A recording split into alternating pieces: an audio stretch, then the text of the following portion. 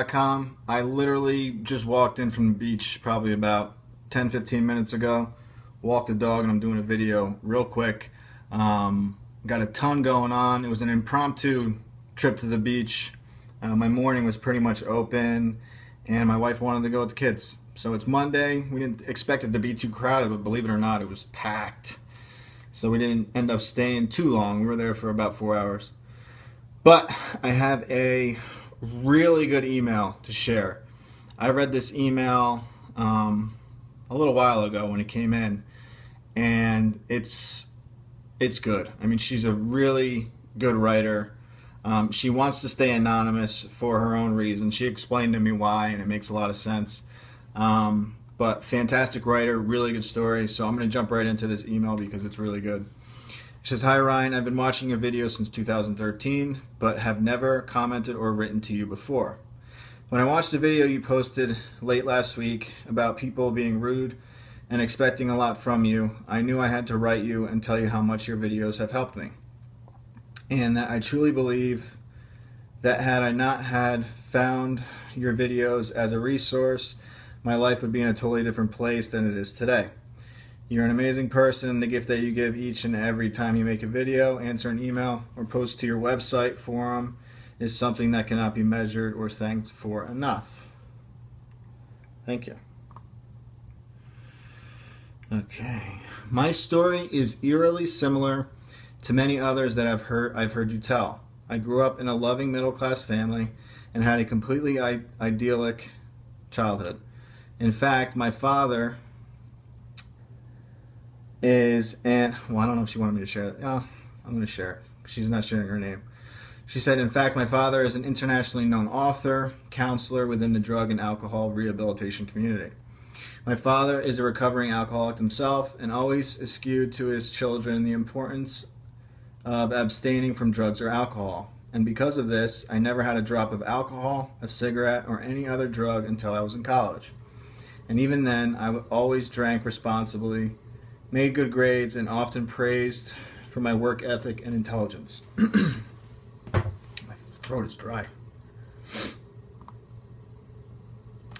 "However, my life started to change in the fall of 2009. I learned that I have become pregnant with my boyfriend of a couple of years. I was scared, but so excited. I was going to be a mom. My happiness quickly faded when I told my boyfriend, who was adamant that I would not have the baby. I pleaded with him, but he wouldn't budge. I left him and resolved to have the child on my own, although I had not yet told my parents. Over the next few weeks, my boyfriend called and called, apologizing and asking to make it right. Being pregnant and still very much in love with him, I welcomed the idea of having him back and becoming a family. But over a short amount of time, I allowed him to fill me with doubt. He told me that I couldn't possibly be a mom. I was still in college, had a part-time job, and it would ruin my life. He promised me that he would have another baby with me in the future. And that right now simply wasn't the right time. Somehow, looking back, now I don't know how I let fear get the better of me, and I agreed to terminate the pregnancy. The day of the procedure was one of the worst of my life, and is something I will never get over. I was hysterical, racked with guilt, and terrified. My boyfriend offered me a pill to feel better. It was half of a 30 milligram Roxicet, and this is where my life changed forever.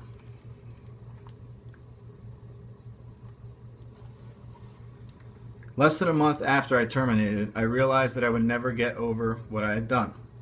I left my boyfriend and found a friend that was selling Norco and Roxys. I began to take a few here and there, and then began drinking while high on them. Those first initial highs were incredible, seemed to kill the unbelievable guilt and pain I had inside. I felt outgoing and beautiful. So beautiful that during a party at my home one night, high on drugs and 3 shots deep, I invited a crush to stay over after the party ended. Things quickly became physical, but still dealing with my emotional pain, I freaked out during our encounter and started to cry. I told him no and to stop over and over, but he didn't stop. I cried as he sexually assaulted me and then left me naked and alone in my bedroom when he was done. I felt less than worthless, like a horrible murderer who deserved everything that she was getting. and from this point forward, my opiate use skyrocketed.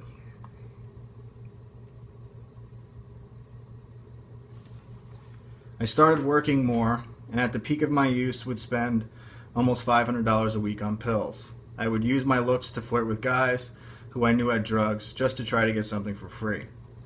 Looking back now, it's hard to even imagine myself doing the things that I did. I became a total workaholic, working 7 days a week, sometimes 10-hour days to support my habit. Everyone always commented how motivated and industrious I must be to work so hard at a young age. And I would smile and thank them, but inside I knew I was a complete phony. It felt awful, but I couldn't stop. I felt like such an idiot. How did I let myself get to this point?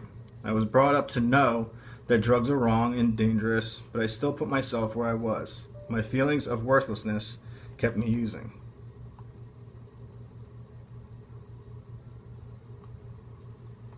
That is until late 2012. A man that I had worked with, who I felt was totally out of my league, approached me at work and asked to take me out. I was floored. Didn't he see that I was a worthless addict underneath this carefully crafted facade? I almost said no, and told myself he would hate me if he learned who I really was, but against my better judgment said yes. And from that first night, I felt myself falling in love with him. I told myself I could get clean. I was using about 80 milligrams a day at that point, and over the next month tapered myself down to 10 milligrams a day and then completely off.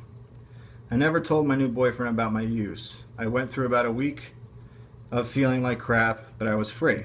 Finally free and in love. It was the best I had felt in years. We moved in together and everything was going great. In January of 2013, I learned that I was pregnant.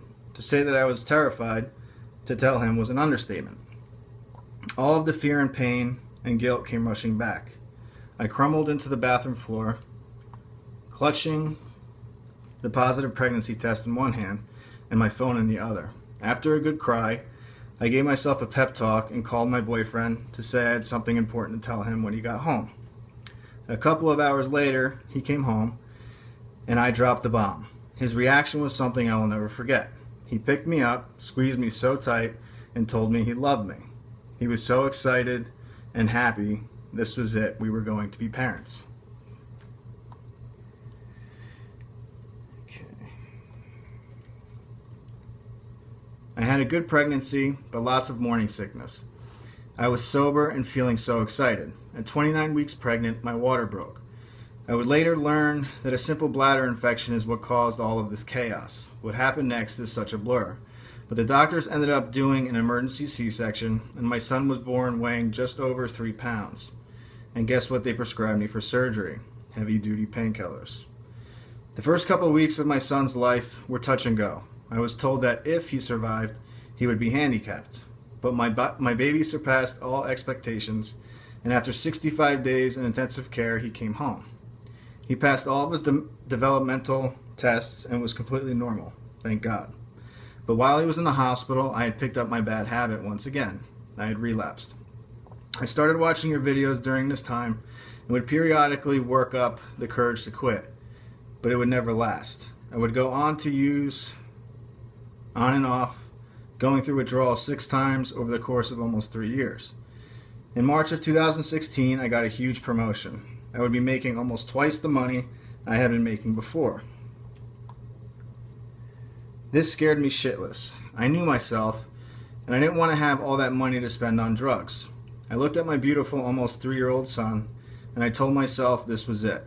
I stopped cold turkey, cut off contact with my supplier, and went through about 2 weeks of hell. I worked through it, telling everyone I was recovering from a stomach virus, but I was fine. I continued to be a wife and a mother, telling myself every day that it was going to be worth it. I started going to NA meetings, and that was huge. I started seeing a therapist to deal with my own traumas. And now I sit here today typing this to you with 5 months and 11 days clean. I take one day at a time, focusing on my treatment and recovery each and every day. I watch your videos every night while getting ready for bed. You have become such a big part of my recovery, and for that I can never thank you enough. I am slowly learning to forgive myself for the things I've done and to focus on giving back and creating a good life for my family.